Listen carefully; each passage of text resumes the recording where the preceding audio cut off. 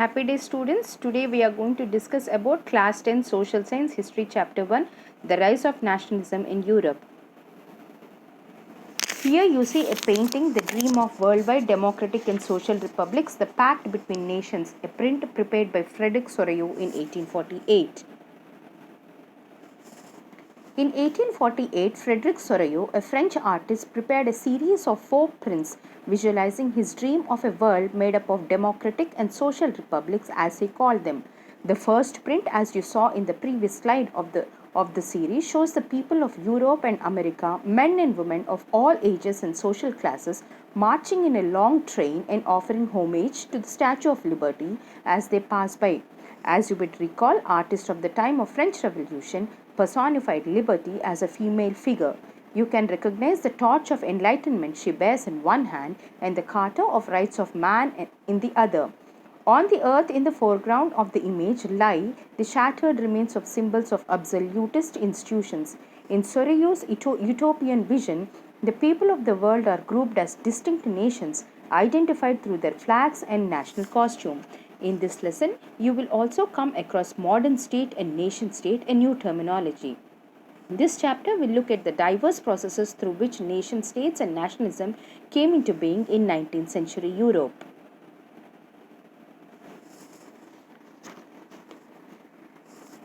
The first clear expression of nationalism came with the French Revolution in 1789. France, as you remember, was a full-fledged territorial state in 1789 under the rule of an absolute monarch. The political and the constitutional changes that came in the wake of French Revolution led to the transfer of sovereignty from the monarch to a body of French citizens. The French Revolutionaries introduced various measures and practices that would create a sense of collective identity among the French people. The idea of fatherland, the citizen, emphasized the notion of a united community enjoying equal rights under a constitution. A new French flag, the tricolor, was chosen to replace the formal royal standard. The Estates General was elected by the body of active citizens and renamed the National Assembly. Internal custom duties and dues were abolished and a uniform system of weights and measures were adopted. The revolutionaries further declared that it was a mission and the destiny of French nation to liberate the peoples of Europe from despotism. Students and other members of educated middle class began setting up Jacobin clubs.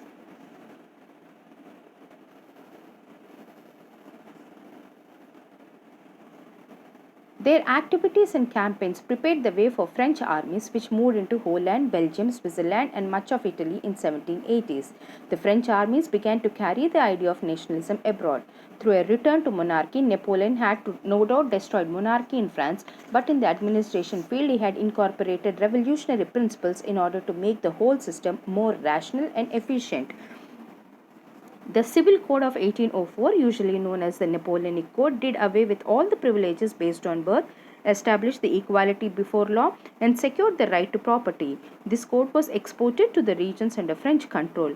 In Dutch Republic, in Switzerland, in Italy and Germany, Napoleon simplified administrative divisions, abolished the feudal system, and freed peasants from serfdom and manorial dues. In towns too, guild restrictions were removed. Transport and communication system were improved.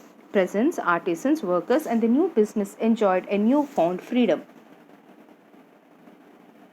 In many places such as Holland and Switzerland, Brussels, Mainz, Milan, Warsaw, the French armies were welcomed as harbingers of liberty. It became clear that the new administrative arrangements did not go hand in hand with political freedom.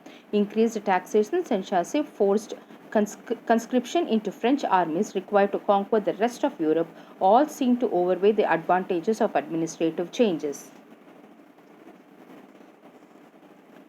The making of nationalism in Europe. If you look at the map of mid-18th century Europe, you will find that there were no nation states as we know them today. What we know today as Germany, Italy and Switzerland were divided into kingdoms, duchies and cantons whose rulers had their autonomous territories. Eastern and Central Europe were under the autocratic monarchies within the territories of which lived diverse people. They did not see themselves as sharing collective identity or a common culture. Often they even spoke different languages and belonged to different ethnic groups. The Habsburg Empire that ruled over Austria-Hungary, for example, was a patchwork of many different regions and people. It included the Alpine regions, the Tyrol, Austria, and Sudetenland, as well as Bohemia, where the aristocracy was predominantly German speaking. It also included the Italian speaking provinces of Lombardy and Venetia. In Hungary, half of the population spoke Magyar, while the other half spoke a variety of dialects. In Galicia, the aristocracy spoke Polish. Besides three dominant groups, there were also lived within the boundaries of empire a mass of subject peasant people. Bohemians and Slovaks to the north, Slovenes in Caronila and Croats to the south, and Romans to the east in Transylvania. Such difference did not easily promote a sense of political unity. Socially and politically, a landed aristocracy was dominant class in the continent. The members of this class was united by a common way of life that cut across regional divisions. They owned estates in the countryside and also town houses. They spoke French for purposes of diplomacy and in high society. Their families were often connected by ties of marriage. This powerful aristocracy was, however, numerically small group. The majority of population was made up of peasants. Industrialization began in England in the second half of 18th century, but in France and parts of German state it occurred only during the 19th century. In its wake, new social groups came into being, a working class population and middle class made up of industrialists, businessmen and professionals. It was among the educated, liberal-minded classes that the idea of national identity following the abolition of aristocratic privileges gained popularity.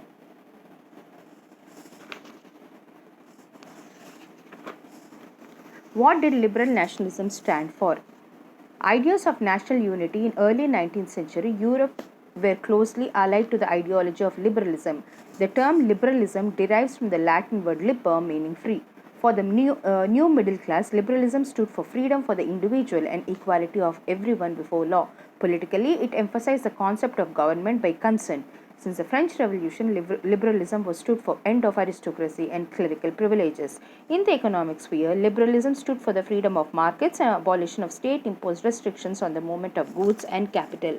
Obstacles to economic changes and growth by new commercial classes who argued for the creation of a unified economic territory allowing the unhindered movements of goods, people, and capital. The Union abolished tariff barriers and reduced the number of currencies from over 30 to 2. The new conservation after 1815. Following the defeat of Napoleon in 1815, European government was driven by a spirit of conservatism. Conservatives believed that established traditional institutions of state and society like the monarchy, the church, social hierarchies, property and the family should be preserved. Most conservatives, however, did not propose a return to the society of pre-revolutionary days. Rather, they realized from the changes initiated by Napoleon that modernization could in fact strengthen traditional institutions like the monarchy. In 1850s, representatives of European powers like Britain, Russia, Prussia and Austria, who had collectively defeated Napoleon, met at Vienna to draw up a settlement for Europe. The Bourbon dynasty, which had been deposed during the French Revolution, was restored to power and France lost the territories it has annexed under Napoleon rule. German Confederation of 39 states that have been set up by the Napoleon was left untouched. Autocratic did not tolerate criticism and dissent and sought to curb activities that questioned the legitimacy of autocratic government.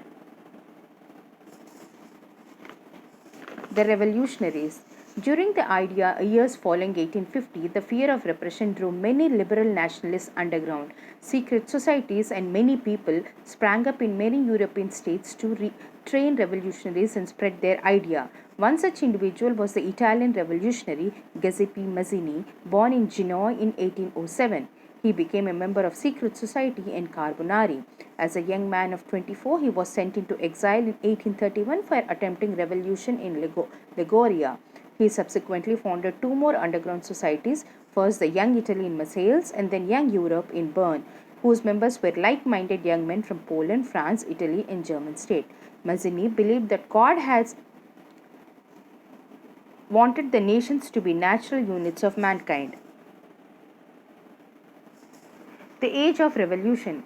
As conservatism regimes tried to consolidate their power, liberalism and nationalism came to be increasingly associated with the revolution in many regions of Europe, such as the Italian and German states, the provinces of Ottoman Empire, Ireland, and Poland.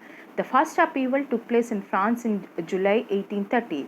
The Bourbon kings, who had been restored to power during conservative reaction from 1815, were now overthrown by liberal revolutionaries who installed a constitutional monarchy with Louis Philippe as its head. An event that mobilized nationalist feelings among the educated elite across Europe was the Greek War of Independence. Greece has been a part of Ottoman Empire since the 15th century. The growth of revolutionary nationalism in Europe sparked off a struggle for independence amongst the Greeks, which began in 1821. Nationalists in Greece got support from other Greeks living in exile. Poets and artists lauded Greece as a cradle of European civilization and mobilized public opinion. The English poet Lord Byron organized funds that later went to fight in the war. Finally, the Treaty of Constantinople of 1832 recognized Greece as independent nation.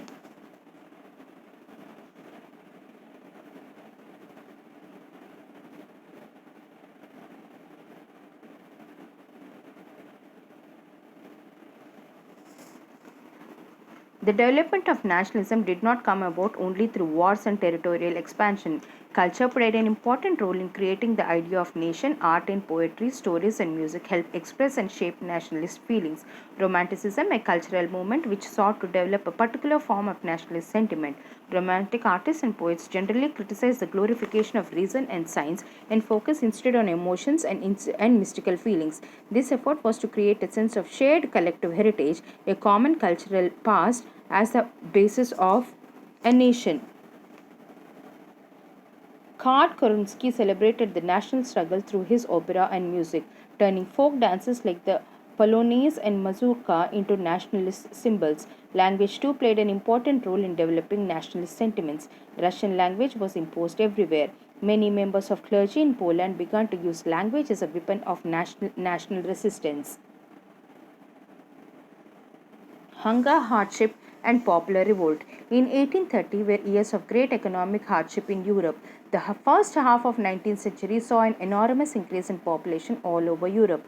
In most countries, there were more seekers of job and employment. Population from rural areas migrated to cities to live in the overcrowded slums. Small producers in towns were often faced with stiff competition from imports of cheap machine-made goods. Earlier in 1845, weavers in Silesia had to lead a revolt against the contractors who supplied them raw materials and gave them orders for their finished textiles. The revolution of the liberals.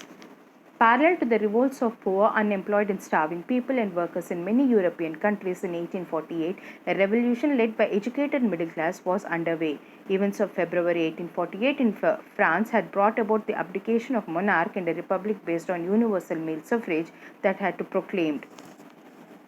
Wilhelm IV, King of Prussia, rejected it and joined other monarchs to oppose the selected assembly. While the opposition of aristocracy and military became stronger, the social basis of parliament eroded. The issue of extending political rights to women was controversial, one with liberal movement. Women had formed their own political association. Women were admitted only as observers. Monarchs were beginning to realize the cycle if revolution and repression could be ended by granting concessions to the liberal nationalist revolutionaries. The making of German and Italy. Germany, can the army be the architect of nation? After 1848 and nationalism in Europe moved away from its association with democracy and revolution, there can be observed in the process by which Germany and Italy came to be unified as nation states. Nationalist feelings were widespread among middle class Germans. This liberal initiative to nation building was, however, repressed by the combined forces of monarchy and the military supported by the large landowners of Prussia. Prussia took on the leadership of the movement. Three wars over 7 years with Austria, Denmark, and French ended in Prussia victory and completed the process of unification. The nation building process in Germany had demonstrated the dominance of Prussian state power. The new state placed a strong emphasis on modernizing the currency, banking, legal, and judicial system in Germany. This is a flowchart to understand the unification of Germany.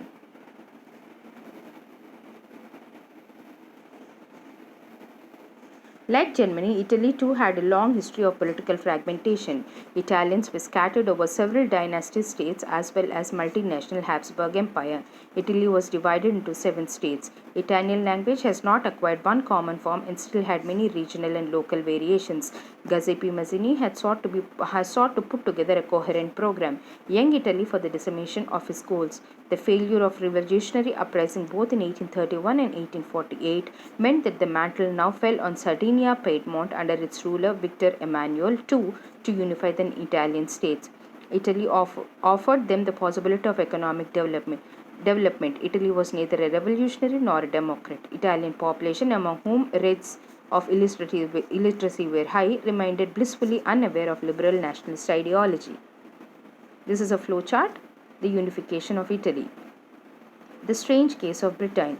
The model of nation or the nation state, some scholars have argued, is Great Britain. It was a result of a long drawn out process. There was no British nation prior to the 18th century. United Kingdoms of Great Britain meant in effect that England was able to impose its influence on Scotland.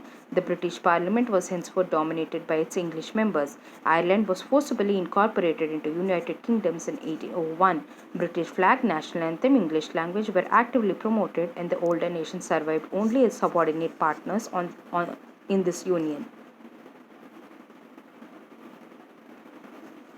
Nationalism and imperialism. By the quarter of 19th century, nationalism no longer retained its idealistic liberal democratic sentiment. The most serious source of nationalist tension in Europe after 1871 was the area called the Balkans. The Balkans was a region of geographical and ethnic variation.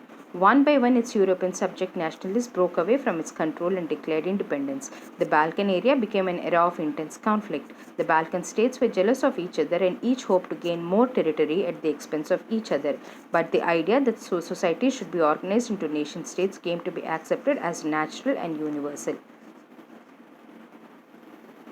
So, with this, we come to the end of the lesson. Read the content that is given in the textbook. Thank you.